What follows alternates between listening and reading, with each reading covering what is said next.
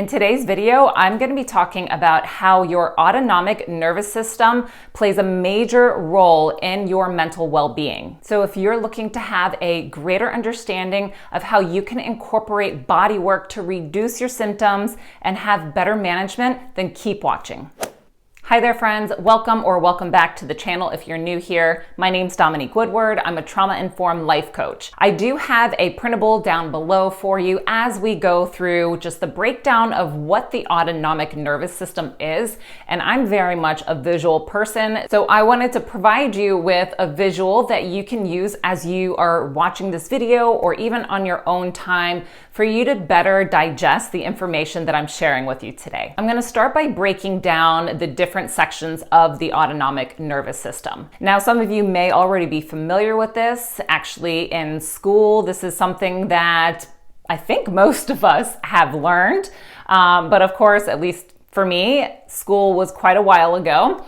So we're just going to do a quick run through. So the autonomic nervous system is most commonly known as the split of the sympathetic and parasympathetic. Now, when we look at the sympathetic branch of the autonomic nervous system, this is commonly known as the fight or flight response. This is where anxiety, fear, just the need for movement, the need to get away comes from. So if you're anything like me and you experience anxiety, then this is going to be a very familiar place for your nervous system. Now, as we move over to the parasympathetic branch of the autonomic nervous system, this is commonly known as the rest and digest mode.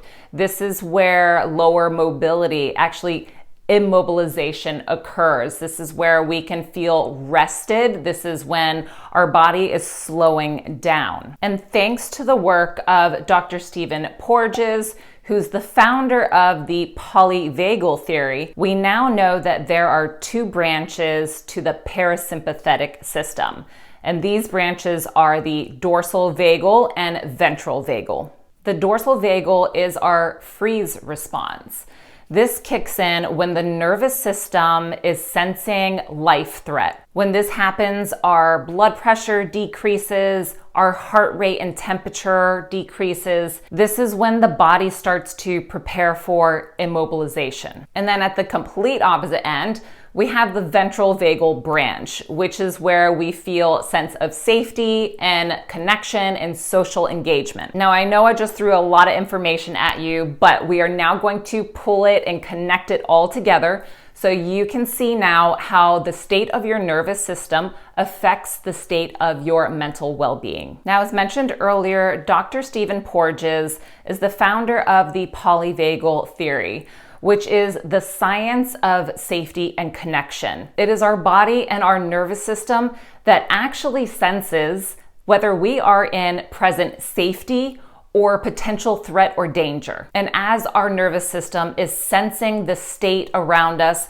it then communicates to our brain, which is a meaning-making machine, and leads into the behaviors we display. Our nervous system is such a powerful and fascinating control system in our bodies.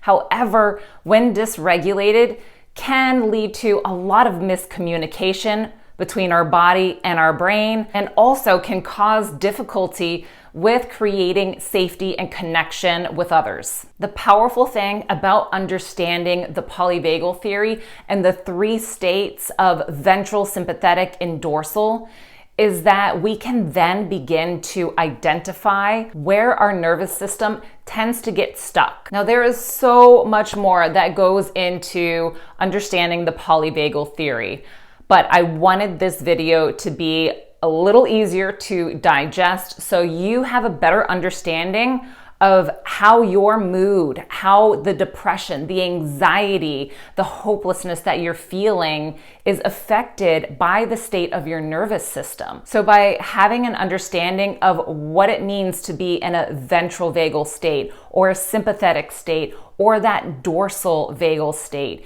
you can then start to identify a little more easily where you might be feeling stuck. And I always say to my clients that we cannot create change without awareness. So it's through awareness of what we're feeling and why we're feeling something that we can then start to put the pieces together. As I mentioned in the beginning of the video, I do have that freebie printable for you. It's linked down below in the description. I highly recommend you print it out and just take a look at it, especially if you're watching this video over.